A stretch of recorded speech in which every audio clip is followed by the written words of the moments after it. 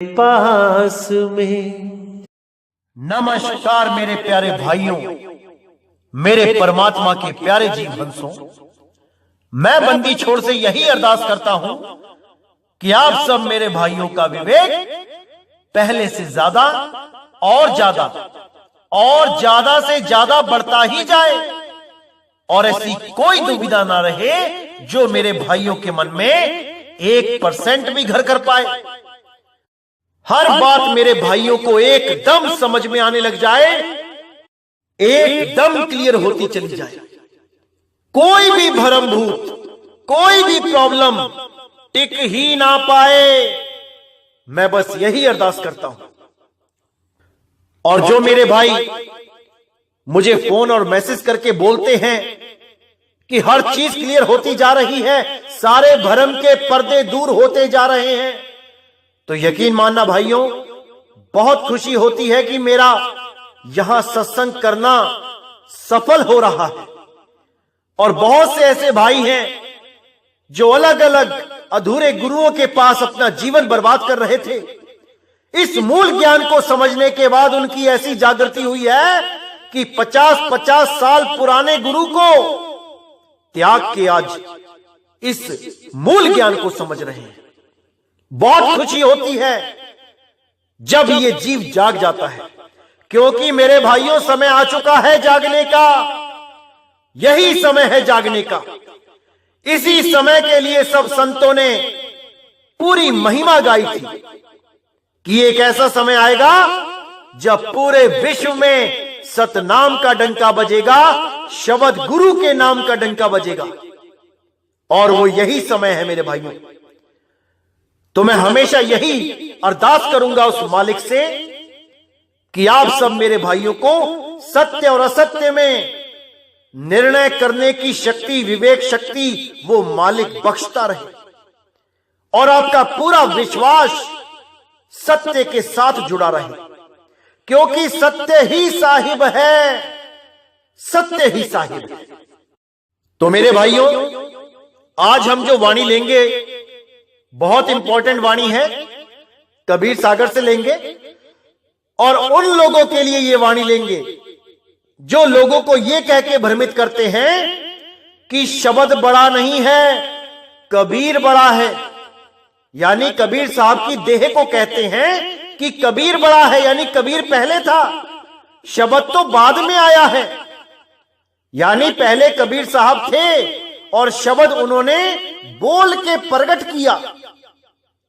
ये उन लोगों को भरमाते हैं जिनके पास अभी विवेक नहीं है, और जिसके पास विवेक नहीं है वो इन बातों को सुन के भ्रमित हो जाते हैं, जो शब्द गुरु की महिमा को ना जानकर उस देह गुरु की शरण में चले जाते हैं, जो अपने आप को कबीर घोषित करके बैठे हैं कि हम ही कबीर हैं, केवल इसलिए क्योंकि उनके पास शब्द का भेद नहीं है।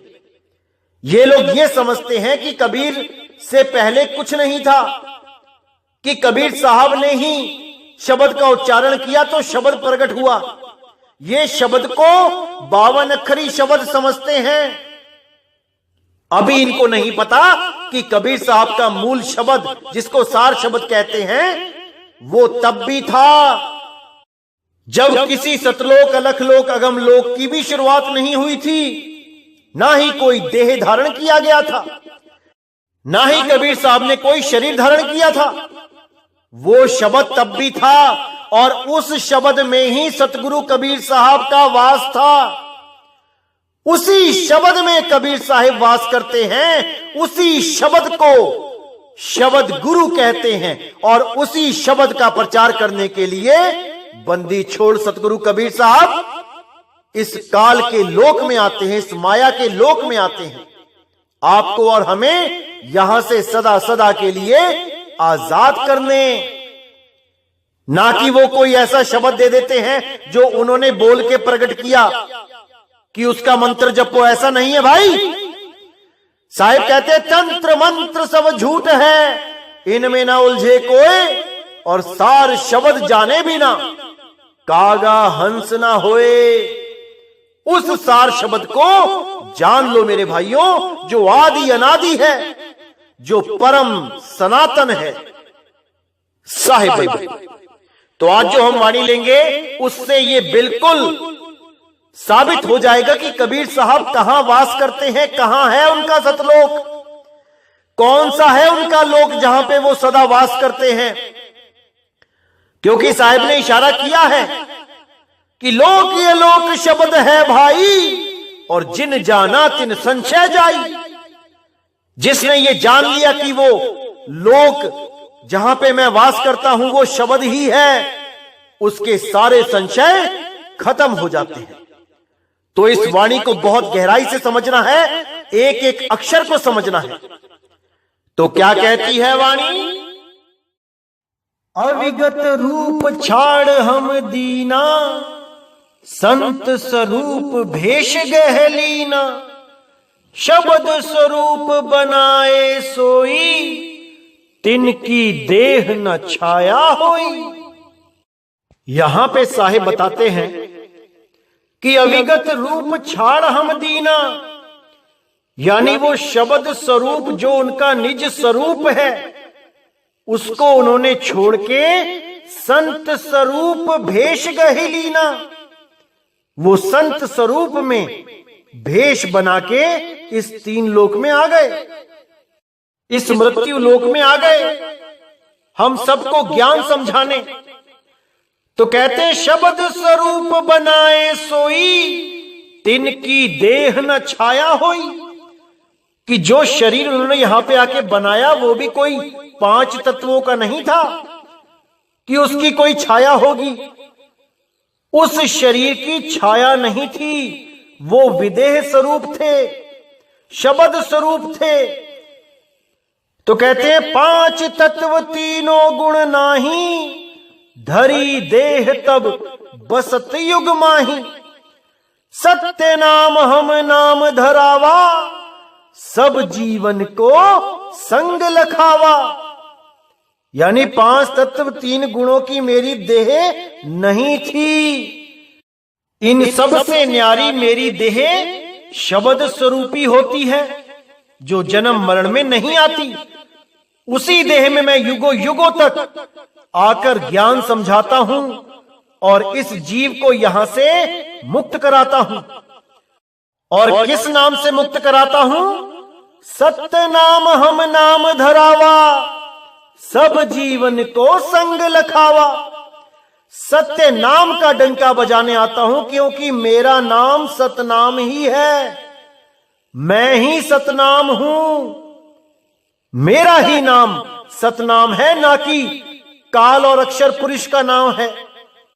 कि कोई कहे ओम और सोहम सतनाम होता है, अरे नहीं भाई, सत्य नाम हम नाम धरावा, मैं ही सत्य नाम हूं, सब जीवन को संग लखावा।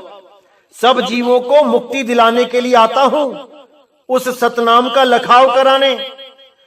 या विधि अज दे धर लीना, सबको आए सिखावन दीना, तब पुन जगमो संग लखाई, निर्गुण मता सबे समझाई। तो कहते हैं या विद अज देह धर लीना। अज देह मतलब अजन्मी देह, जो जन्म मरण से न्यारी है। या विधि अज देह धर लीना, सबको आए सिखावन दीना, यानी उस देह को धारण करके मैं यहां पे सबको ज्ञान समझाने, ज्ञान सिखाने आया हूं।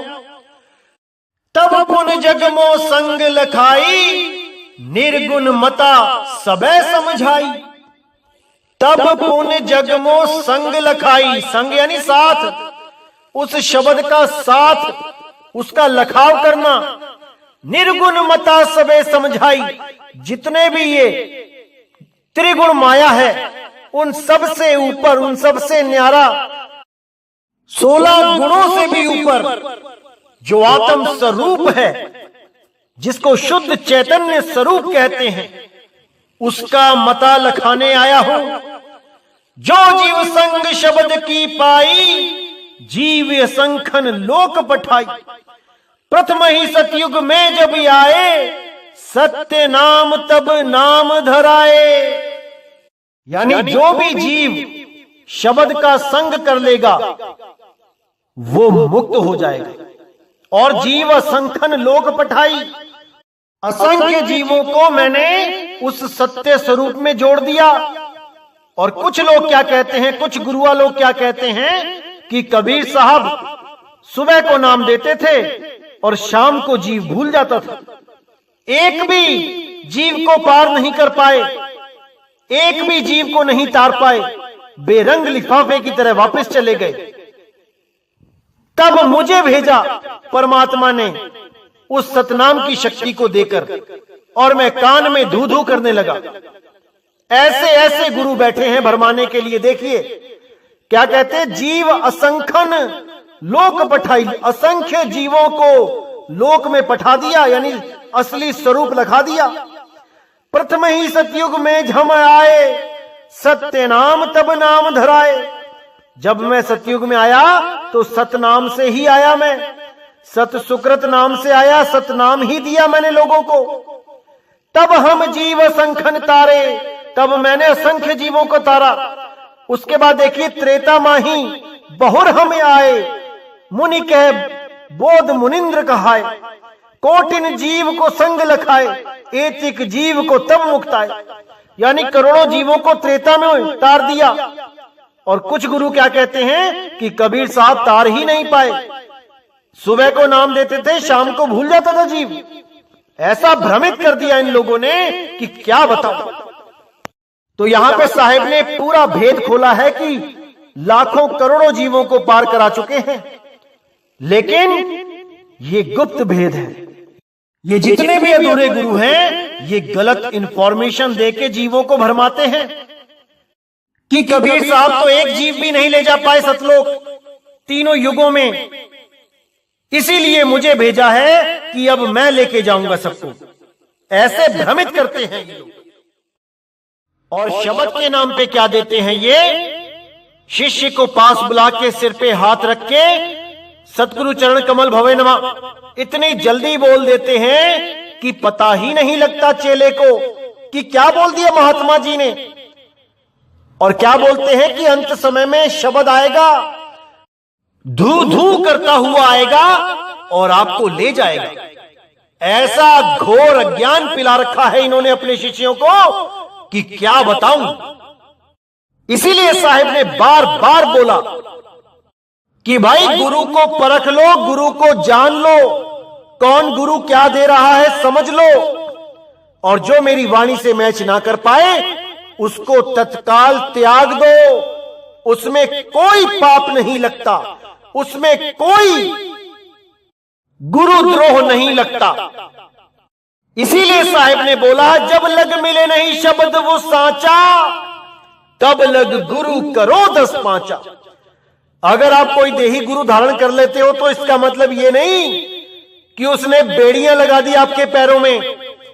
आप कभी भी कोई भी गुरु को बदल सकते हो, क्योंकि असली गुरु शब्द गुरु है, देह गुरु नहीं है।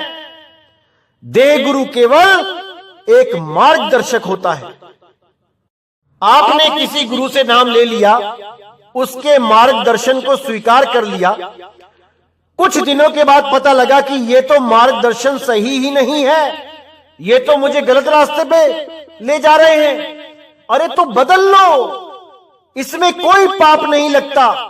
हजारों गुरु बदले हैं लोगों ने, तुम भी एक बदल लो, कोई फर्क नहीं पड़ता।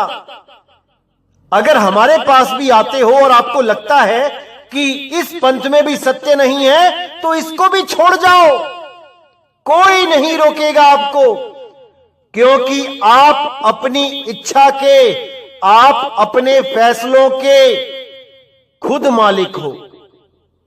आप खुद मालिक हो अपना फैसला लेने के लिए, आप सत्य को परखने के लिए आप स्वयं जिम्मेदार हो। जीव आपका है, कल्याण आपने ही करना है।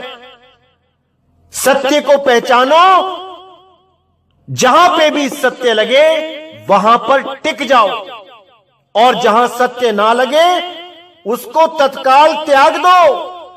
भले वो हमारा ही गुरु क्यों ना हो, भले वो हमारा ही पंथ क्यों ना हो। क्योंकि मैंने पहले भी बोला है, सत्य किसी पंथ का गुलाम नहीं है। किसी भी पंथ में आपको सत्य मिलता है, आप बेधड़क होके जाओ। जहां पर आपको सत्य मिल जाता है उसको ही सत्य गुरु स्वीकार करो, उसको ही सत साहिब स्वीकार करो। किसी भी व्यक्ति से आपको सत्य का बोध होता है, वही सतगुरु है, वही सतगुरु है। इसीलिए साहिब ने बोला, सतगुरु सोई सतनाम बतावे और बाकी गुरु कोई काम ना आवे। सतगुरु वो है जो आपको सतनाम का सही लखाव कर दे। अगर कोई सतनाम के नाम पे आपको भ्रमित करता है तो वो सतनाम नहीं दे रहा है, वो सतगुरु नहीं है, वो काल का ही दूत है। आपने उसको अच्छी तरह पहचान के उससे किनारा कर लेना है। अगर आपने जन्म मरण से बचना है तो अगर जन्म मरण में रहना है, केवल गुरु की पूजा करनी है, देही गुरु के लड़ लगना है तो लगे रहो, कोई मना नहीं करता। लेकिन साहिब कहते हैं, देही को सतगुरु कहे, ये है धूधर ज्ञान और चार दाग आवे नहीं, वाको सतगुरु जान। अगर देही गुरु की पूजा करने से, देही गुरु से सेवा करने से आपको अगर मुक्ति मिलती है तो करते रहो, कोई मना नहीं कर रहा। लेकिन अगर शब्द गुरु की खोज करनी है, शब्द गुरु से मिलना है, तो ऐसा भेदी गुरु ढूंढ लो जो उस सार शब्द की सही जानकारी रखता हो। नहीं तो जन्म मरण से कोई नहीं बचा सकता, कोई नहीं बचा सकता। और कुछ लोग आपको ऐसे भी मिलेंगे जो आपको बोलेंगे कि शब्द गुरु कुछ नहीं होता है। अरे शब्द तो बोला जाता है, शब्द तो पैदा किया जाता है बोल के। कबीर साहब ने भी शब्द को बोला है, कबीर साहब ने सार शब्द को बोल के बताया है। सार शब्द कबीर साहब के मुख से प्रकट हुआ है, बोला गया है। अरे नहीं भाई, सार शब्द कोई पैदा नहीं कर सकता।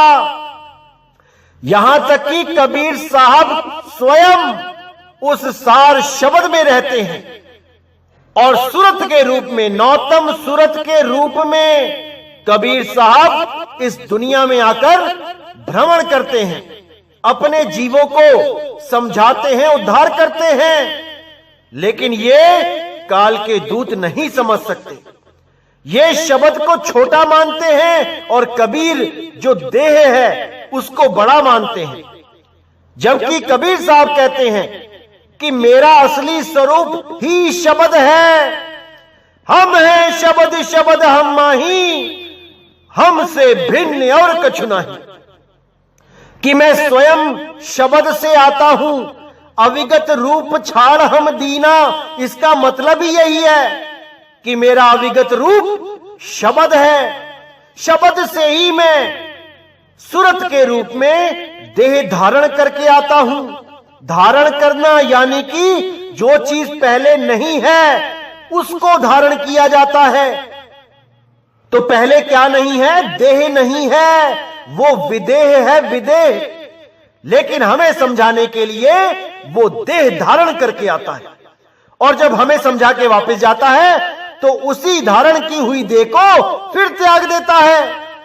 लेकिन वो 5 तत्वों की नहीं होती है, इसलिए ना तो उस देह को धारण करने के लिए माता पिता के द्वारा आना पड़ता है और ना ही वो शरीर त्यागने पर लाश के रूप में वो देह पड़ी होती है। इसीलिए साहिब ने ये लीला दिखाई थी, बिना मां बाप के आए और बिना लाश छोड़े चले गए, क्योंकि उनकी देह 5 तत्व 25 प्रकृति 3 गुणों वाली नहीं थी। समझ जाओ मेरे भाइयों, इसको समझ जाओ। नहीं जल थल जब गगन निवासा, नहीं तब रहे मंदिर केवलासा। सुर मुनि ऋषि नहीं सहसी 88, तब तुम कहां हो तो हो वासी। जब कबीर साहब यहां प्रचार करने आए तो एक हंस ने उनसे यह सवाल पूछा कि नहीं जल थल जब गगन निवासा, जब ये जल थल गगन कुछ नहीं था, नहीं तब रहे मंदिर कवलासा। जब ये मंदिर कैलाश कुछ नहीं था, सुर मुनि ऋषि नहीं सहस 88, तब तुम कहां हो तो हो वासी। यानी जब ये कोई सृष्टि नहीं होती है, कोई लोक नहीं होता है, ये अलख लोक, अगम लोक, अनामी लोक, सतलोक की भी जब रचना नहीं हुई थी, तब आप कहां रहते थे? कौन से स्थान पे रहते थे? मुझे इसके बारे में बताओ। कौन सा है वो आपका निज स्थान जहां पर आप मुक्त अवस्था में रहते हो? जब ये कोई भी लोक नहीं बना था, तब आप कहां रहते थे? तो आगे पूछा, इतने दिन तुम गुप्त थे, उपजा नहीं शरीर, उत्पत्त प्रलय नहीं थी, तब तुम कहां कबीर? जब इतने दिन तुम्हारा शरीर नहीं था, बिना शरीरों के तुम कहां रहते थे? जब उत्पत्ति प्रलय भी नहीं थी, जब कोई उत्पत्ति ही नहीं हुई थी, तब तुम कहां थे? मुझे वो स्थान बताओ। तब साहिब बोले, आदि अंत तब ना हता, नहीं न बोल शरीर, शब्द स्वरूपी वीरवा, तहां हम बसे कबीर। यानी जब आदि और अंत भी नहीं था, जब कोई शुरुआत भी नहीं हुई थी, ये 5 तत्व, 25 प्रकृति, 3 गुण भी नहीं थे, नहीं ये कोई बोल, यानी जो शब्द हैं जो बोले जाते हैं, नहीं ना बोल शरीर, ना ही शरीर था, तब कुछ भी नहीं था। तब हम कहां रहते थे? शब्द स्वरूपी बीरवा, तहां हम बसे कबीर। उस शब्द स्वरूप में रहते थे, इस देह में नहीं थे। ये देह तो बाद में धारण की है, इससे पहले मैं शब्द स्वरूप में स्थित रहता हूं, और जिसको भी ज्ञान देता हूं, सार शब्द का लखाव कराता हूं, उसकी सूरत को भी शब्द में समाने की विद्या देता हूं। इसीलिए बोला, सूरत समाए शब्द में, वाको काल न खाए, क्योंकि जहां मैं रहता हूं वहां काल नहीं पहुंच सकता। काल का मतलब होता है समय। जैसे ही कोई चीज बनाई जाती है, वो काल के अंतर्गत ही आ जाती है। जैसे पहला दिन, जिस दिन ये सृष्टि बनाई, या जिस दिन सतलोक बनाया, जिस दिन अनामी लोक बनाया, उसकी गिनती शुरू हो गई। 1 दिन पुराना हुआ, 2 दिन पुराना हुआ, 3 दिन पुराना हुआ, करते करते युगों पुराना हो गया। और जो वस्तु गिनती में आ गई, उसका एक दिन नाश होना ही होना है। तो क्या चीज है जो कभी गिनती में नहीं आती? वो है शब्द स्वरूप। वो कभी गिनती में नहीं आता, वो अनंत है, वो लगातार है, वो सदा सदा के लिए है, वो निरंतर है। इसीलिए बोला गया, शब्द निरंतर से मन लागा, मलिन वासना त्यागी, उठत बैठत कबहु ना छूटे, ऐसी ताड़ी लागी। यानी उस शब्द की बात करो भाई, जो निरंतर है, जो टूटता नहीं है। जो तुम लोग शब्द का जाप कर रहे हो, ये तो टूट जाता है। और जो लोग गले से निकलने वाली आवाज को ही सार शब्द मान के बैठे हैं, वो भी टूट जाती है। कितनी देर तक आ बोलोगे? कितनी देर तक? क्या सदा सदा अनंत समय के लिए बोल सकते हो? अगर नहीं बोल सकते हो तो ये कह आकार काल का ही रूप है, समय का ही रूप है। और जो लोग गले से निकाल के आ देते हैं, सार शब्द के नाम पे झंडों पे आ लिखवा लेते हैं, वो सब इसी काल के हद में रह जाते हैं, वो कभी मुक्त नहीं हो सकते। तो ये वाणी उन लोगों के लिए भी सटीक है जो लोग ये कहते आए हैं, लोगों को भरमाते आए हैं कि 5 तत्व, 25 प्रकृति, 3 गुण, ये सब अनादि है, ये सदा सदा से हैं। ऐसा नहीं है भाई, ये सदा सदा से नहीं है। सदा सदा से अगर कोई है तो वो केवल एक है, और वो शब्द गुरु है जो सदा सदा से है। अनंत है। इसी के लिए बोला कि दो जगदीश कहां से आया, कहो कौन बोराया। कितने ही यूट्यूब चैनल देखिए जो कहते हैं कि ब्रह्म भी और आत्मा भी ये दोनों ही अनादि है, दोनों ही अक्षर हैं। ऐसे लोगों को मैं क्या बोलूं, दो को जगदीश बना दिया इन लोगों ने कि दोनों ही शुरू से हैं और अंत तक रहेंगे। ऐसे लोगों को तत्काल त्याग देना चाहिए जो लोगों को भ्रमित करते हैं। परमात्मा एक है, एक ही रहेगा। वो शब्द गुरु एक है, एक ही रहेगा। उसका मुकाबला कोई नहीं कर सकता। वो अनंत है, वो स्वयं से है, वो किसी के द्वारा पैदा नहीं किया जा सकता और ना ही उसका कभी अंत होता है। इसीलिए नानक साहब ने कहा आदि अंत एको अवतारा, सोई गुरु समझियो हमारा। कि मेरा गुरु तो वो एक है जिसका कोई आदि और अंत नहीं है। वो सदा सदा से है, अटल अविनाशी है। मैं केवल उसको गुरु मानता हूं। तो इसी को अच्छी तरह समझना है मेरे भाइयों, क्योंकि भरमाने वाले बहुत आएंगे, कोई गिनती नहीं इनकी। लेकिन आपने विवेक को ऐसे जगा के रखना है कि कोई आपको लूट ना जाए। गली गली में बैठे हैं लूटने के लिए, लेकिन आपने जागते रहना है।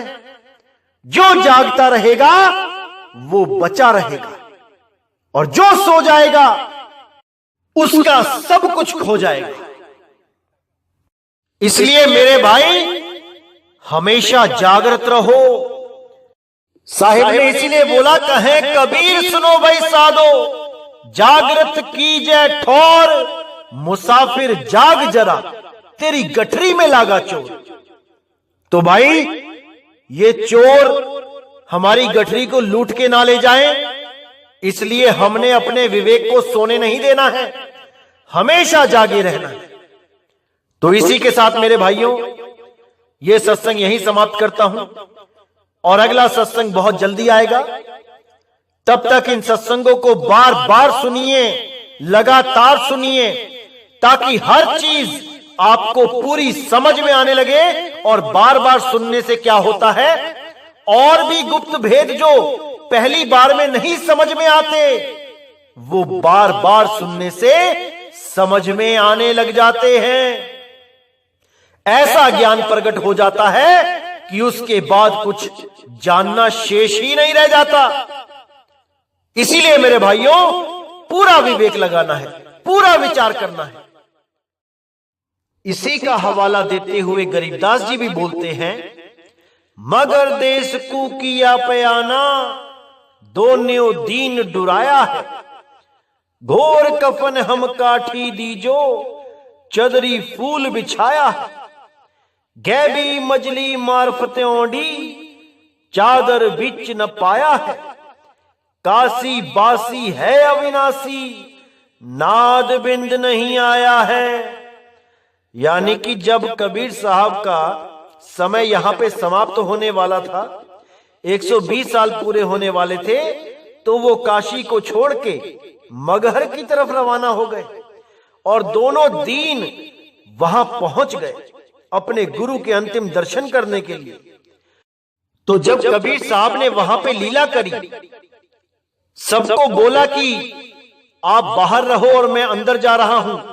जब वो झगड़ा करने लग गए, हम जलाएंगे, हम दफनाएंगे, तो कबीर साहब अंदर चले गए और अंदर अपने ऊपर चादर ले ली। जैसे ही चादर ली तो बाहर क्या आवाज आई कि खोलो पर्दा है नहीं मुर्दा, मिथ्या युद्ध कर डाला। ऐ मूर्ख नादाना, तुमने हमें नहीं पहचाना। ये आवाज सुनते ही दोनों दीन के शिष्य अंदर की तरफ भागे। अंदर जैसे ही चादर उठाई तो वहां क्या देखा कि फूल ही फूल पड़े हैं। वो लाश वहां से गायब थी। इसीलिए बोला कि काशी बासी है अविनाशी, नाद बिंद नहीं आया है। यानी वो काशी का वाशी जुलाहा कबीर वो नाद और बिंद में नहीं आया है। यानी ना तो वो किसी का नाद का चेला है और ना ही वो किसी बिंद का पुत्र है। उन दोनों से न्यारा वो अविनाशी है। उसको जानना पड़ेगा, समझना पड़ेगा, तब बात बनेगी। तो आगे कहते हैं, ना गाड्या ना जा रे जुलाहा, शब्द अतीत समाया है। चार दाग से रहता सतगुरु, सो हमरे मन भाया है। यानी ना तो उसकी लाश को कोई गाड़ पाया और ना ही कोई जला पाया। और वो कहां चले गए? शब्द अतीत समाया है। उस शब्दातीत में, यानी 52 अक्षरों से अलग जो शब्द है, उस शब्द गुरु में वो समा गए। चार दाग से रहता सतगुरु, यानी 4 दाग से रहत है जो बंदी छोड़ सतगुरु है। सो हमरे मन भाया है, केवल मैं उसी की वंदना करता हूं। केवल वही एक पूजा करने योग्य है और वही हम सबका साहिब है। उसी को हम साहिब बंदगी कहते हैं। तो मेरे भाइयों, इसको पूरा अच्छी तरह समझना है, विचार करना है। संतों की वाणियों में बहुत गुप्त भेद छुपे होते हैं जो सही समय आने पर खोल दिए जाते हैं। तो ये गरीबदास जी का पूरा प्रमाण है कि वो परमपिता परमात्मा शब्द में समाया है। वो किसी सतलोक में जाके नहीं बैठ गया, किसी चारपाई के ऊपर या किसी सिंहासन के ऊपर। ऐसा कुछ नहीं है भाई। शब्द की साधना करो, शब्द से प्रेम करो, शब्द में समा जाओ। तो इसको पूरा विवेक लगा के समझना है। तो इसी के साथ मैं ये सत्संग समाप्त करता हूं और बहुत जल्दी अगला सत्संग आएगा और आपके सारे भ्रमों को दूर कर देगा। तो मुझे विदा करें। जय गुरु बंदी छोड़ बैराग साहिब, जय गुरु बंदी छोड़ साधु शरण साहिब, जय गुरु बंदी छोड़ बाबा नानक साहिब, बाबा रविदास जी, बाबा पलटू साहिब, बाबा धर्मदास जी, बाबा मलूक साहिब, मेरे सभी संत। जय जय सतगुरु बंदी छोड़ सतगुरु सत्य कबीर साहिब की सदा ही जय हो, सदा ही जय हो। मेरे मालिक की साहिब बंदगी सत ना।